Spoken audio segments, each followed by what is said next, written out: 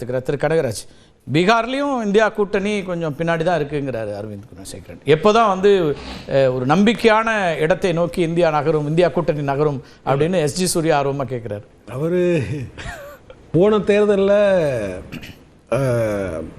RJD கூட்டணி வந்து தவறு செஞ்சாங்க அப்படின்னு சொன்னார். போன தடவை ஆக்சுவலாக திரு அரவிந்த் குணசேகருக்கு தெரியும், அநேகமாக நம்ம ஊரில் எல்லாம் ஒரு 12 மணி 1 மணிக்கெல்லாம் கவுண்டிங் முடிஞ்சிடும். 18 மணி நேரம் ஆச்சு முழுவதும் முடிகிறதுக்கு.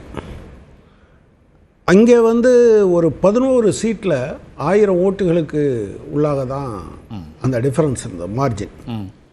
ஒரு 40 சீட்டு 3500 வாக்குகளுக்கு உள்ளாகத்தான் இருந்தது.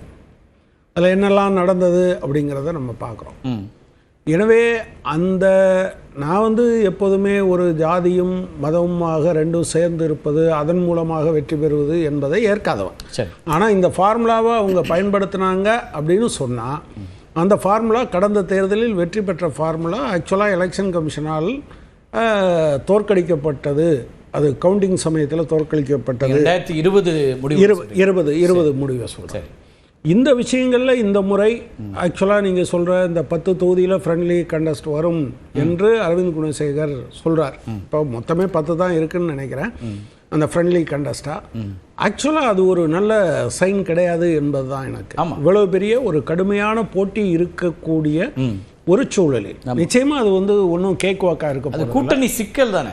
அது வந்து ஃப்ரெண்ட்லி மேட்ச்லாம் சொல்ல முடியாது. இந்த மாதிரியான நேரத்தில் ஒரு ஃபாசிஸ்ட் டெண்டன்சி இருக்கக்கூடிய ஒரு ஒரு ஒரு கட்சியோட நீங்க வந்து ஃபைட் பண்ற போது இந்த கூட்டணியை எவ்வளவு வலுவாக பலமாக வைத்திருக்க. ஃபாசிஸ்ட்ன்ற வார்த்தையை நீங்க ஏற்றுக்கொள்கிறீர்களா?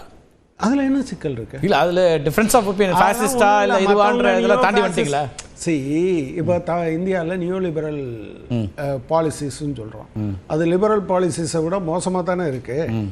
இதனுடைய கேரக்டரிஸ்டிக்ஸ் என்னன்னா, இப்போ தகுந்த மாதிரி தங்களை தகவமைத்துக் கொள்கிறார்கள் அப்படிங்கிறதுலேருந்து சொல்கிறதா. ஸோ அதை எதிர்கொள்ளும் போது காங்கிரஸ் இன்னும் கொஞ்சம் மெச்சூர்டாக நடந்து கொள்ள வேண்டும் என்று நான் நினைக்கிறேன். அநேகமாக அவங்க அப்படி பண்ணுறதுக்கு வாய்ப்பு இருக்குன்னு தான் நான் நினைக்கிறேன். ஏன்னா இவங்க ஆட்சி அமைக்க போகிறதில்ல. போன தடவை அந்த என்டையர் டீம்லேயே மிக குறைவாக ஸ்ட்ரைக்கிங் ரேட் இருந்தது காங்கிரஸுக்கு. எனவே okay, even if you lose, you are not going to lose a state. அந்த மாதிரியான சமயத்தில் நீங்கள் இந்தியா கூட்டணி என்று வருகிற போது இந்த கூட்டணிக்கான மரியாதை என்பது எங்கிருந்தெல்லாம் வருதுன்னா, யூபியில், பீகாரில், ஆக்சுவலாக தமிழ்நாட்டில் ஆரம்பிச்சது. அதனுடைய ரெப்ளிகாவாக தான் நீங்கள் யூபியோவும் பீகாரையும் பார்க்க முடியும். ஓகே. ஸோ இந்த மாதிரியான சூழ்நிலைகளில் அது வராமல் பார்த்து கொள்ள வேண்டிய அவசியம் இருக்குது. ரெண்டாவது நான் என்ன நினைக்கிறேன்னா, அவங்க ஏற்கனவே நிதிஷ் பேரை சொல்லாமல் இருந்ததை நீங்கள் சொன்னீங்க. அதை பற்றி அவங்க ஒன்றும் கவலைப்பட மாட்டாங்க. நிதிஷ் வந்து அதாவது சென்ட்ரல் கவர்மெண்ட்ல அவங்க இருக்காங்க. ஆமா, அதனால அவங்க அதை சொல்ல வேண்டிய தேவையில்லை, அவரை சார்ந்து தான் மத்திய அரசாங்கம் இயங்குது அப்படிங்கிறாரு. அதாவது இது பொதுவாக மற்ற கட்சிகளுக்கு. பட் பாஜக கட்சியை பற்றியான விவரம் தெரிஞ்சவங்களுக்கு தெரியும். இந்நேரம் நீங்க அவங்க ஜேடியூவில் இருக்கக்கூடிய ஒரு பகுதி அது பிஜேபியினுடைய ஆட்களாக இருப்பாங்க.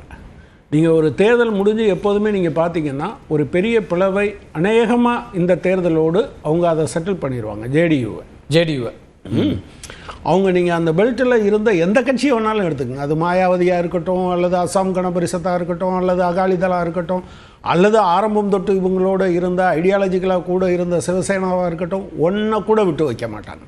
ஸோ ஜேடியூவை அவங்க விட்டு வச்சிருக்கிறதுக்கான காரணம் நீங்கள் ஏற்கனவே சொன்ன அங்கே இருந்த இந்த மண்டல், அதை ஒட்டி எழுந்த இதோடு இருக்கிறதுனால இதோடு ஒட்டி கொள்ள வேண்டும் என்று அவங்க நினைக்கிறாங்க. அதை தவிர அங்கே இருக்கிறதுக்கான வாய்ப்பு கிடையாது. மூணாவது அம்சம், அவர் அரவிந்த் குணசேகர் அதை சொல்லலை. தேர்தல் கமிஷன் எந்த எல்லைக்கும் போவார்கள் என்று நான் உறுதியாக நம்புகிறேன்.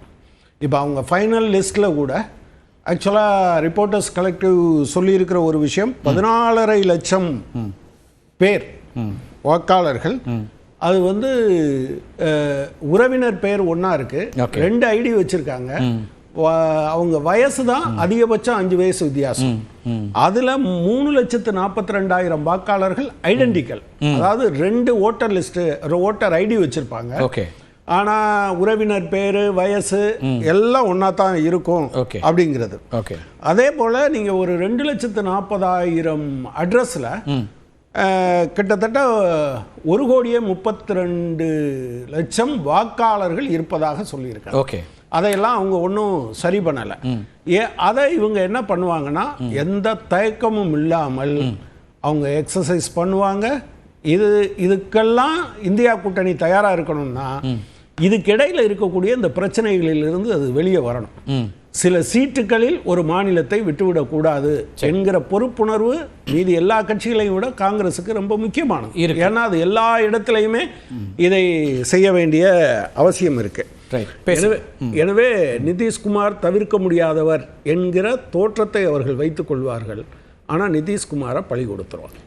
திரு சூர்யா, ஒரு நிதிஷ்குமார் இந்த தேர்தலோடு ஜேடியூவோட இதை அவங்க வந்து இல்லாமல் பண்ணிடுவாங்க, அதான் பாஜகவோட அரசியல் அப்படிங்கிறாரு. அவரை முதலமைச்சர் வேட்பாளர்னு சொல்கிறதுல என்ன சிக்கல் இருக்க முடியும்னு நினைக்கிறீங்க? எல்லாருக்கும் பதில் சேர்த்து ஓப்பனிங் ரிமார்க்ஸ் பார்த்தீங்கன்னா, இந்த 2020 இதே கம்யூனிஸ்ட், காங்கிரஸ் இவர்கள்லாம் பேசியது இன்னும் என் காதில் ஒழிச்சுக்கிட்டே இருக்கு. அதாவது அங்கே 43 இடங்களை நிதிஷ்குமார் கட்சியும் 74 இடங்களை நாங்கள் ஜெயிச்ச உடனே இவர்கள் எல்லாருமே ஜோசியர்களாக மாறி என்ன சொன்னாங்கன்னா, 1 மாசத்துல ஆட்சி கவுத்துருவாங்க, 6 மாசத்துல கவுத்துருவாங்க, 1 வருஷத்துல கவுத்துருவாங்க, பிஜேபி முதலமைச்சர் வந்துருவாரு, நிதிஷ் பலிக்கடா ஆயிடுவாங்க அப்படின்னு. ஆனா இந்த 5 ஆண்டுகள் மிக மிக சுமூகமாக எந்த ஒரு பிரச்சனையும் இல்லாம மிக திறம்பட இந்த ஆட்சி முடிவடைந்திருக்கின்றது அப்படின்றதே இவர்களுக்கு கிடைத்திருக்கக்கூடிய முதல் அடி. அந்த பிஜேபி பத்தி இவர்கள் சொல்கிறார்கள் இல்லையா, ஒரு கருத்து ஆட்சி செய்த ஒரு முதலமைச்சரை ஏன் இவர்கள் சொல்கிறார்கள் இல்லையா, பிஜேபி கிரெடிபிலிட்டியில எல்லா மாநிலத்திலும் கட்சி அழிச்சிருவாங்க, அது இல்லைன்றது இந்த 5 ஆண்டுகள் முழுக்க முழுக்க நம்மளுக்கு நிரூபணம் ஆயிருக்கு. ஆனா இதே இடத்துல ஒருவேளை காங்கிரஸ் கட்சியோ இல்ல வேற ஏதாச்சும் கட்சியோ இருந்திருந்தா எப்படி நடந்திருப்பாங்கன்றதுக்கும் முந்தைய கால வரலாறுகள் நம்மளுக்கு இருக்கு. இப்போ இதுல 2 விஷயத்தை பார்க்கணும். ஒன்று, அவர்கள் 43 இடங்கள் தான் ஜெயித்திருக்காங்க. இருந்தாலும் இந்த இடப்பகிர்வுல கூட எந்த ஒரு சலசலப்பும் இல்லாம ரொம்ப ரொம்ப ஸ்மூத்தா 2 கட்சிகளும் 101 இடங்கள். இது கூட இவர்கள் கூட்டணியில் இருக்கக்கூடிய எந்த கட்சிகளும் ஒருவேளை எங்க நிலைமையில இருந்திருந்தா இவ்வளவு ஸ்மூத்தா இந்த அலையன்ஸை முடிச்சிருக்க மாட்டாங்கன்றது எங்க கருத்து. இப்ப 2020க்கும் 25க்கும் ஒரு முக்கியமான வேறுபாடு என்னன்னா, சிராக் பாஸ்வான் அவர்களுடைய கட்சி எல்ஜேபி அந்த தேர்தலில் எங்களோட கூட்டணியில தனியாக போட்டியிட்டார்கள். இப்போ எங்களோட கூட்டணியில 29 இடங்களில் போட்டியிடுகிறார்கள். அது எங்களுக்கு கூடுதல் பலம். இப்போ எதிர் முகாம்ல நீங்க பார்க்கும்போது நாளைக்கு வந்து மீட்டிங் போடுறாங்கன்னு இவங்க சொல்றாங்க. ஆனா ஃபர்ஸ்ட் ஃபேஸ் எலெக்ஷனுக்கோட வித்ராவல் டேட் கூட முடிஞ்சு போச்சு. இப்போ மொத்தம் 12 இடங்கள்ல இவர்கள் கூட்டணியில 2 வேட்பாளர்களும் 3 வேட்பாளர்களும் இருக்காங்க. அதான் சொல்றாரு 10 தொகுதி வரைக்கும். அதுல வந்து அந்த 12ல 5 தொகுதிகளுக்கு நீங்க வித்ராவே பண்ண முடியாது, ஏன்னா ஃபர்ஸ்ட் ஃபேஸ்ல. மீதி 7 தொகுதிகளுக்கு நவம்பர் 6ஆம் தேதி நடக்கக்கூடிய தேர்தல்ல எந்த மாற்றமும் செய்ய முடியாது, ஏன்னா 5 பேர் அப்படி ஆயிடுச்சு. மீதி 7 பேர் நாளைக்கு பேசி வித்ரா பண்றாங்களா இல்லையா, அது வந்து 2வது. இதுல முக்கியமான ஒரு சம்பவம் நடந்தது பாட்னா விமான நிலையத்துல. அந்த காங்கிரஸ் கட்சியினுடைய பொறுப்பாளர் கர்நாடகாவை சேர்ந்த கிருஷ்ணா அல்லாவூர் அப்படின்றது பிளைட் ஏறுறதுக்கு வரும்போது காங்கிரஸ் கட்சியினுடைய தொண்டர்களும் சிட்டிங் எம்எல்ஏவும் சேர்ந்து அவர்களை தாக்குகிறார்கள். மிகப்பெரிய ஒரு கலவரமாக அங்கே வெடிக்கின்றது.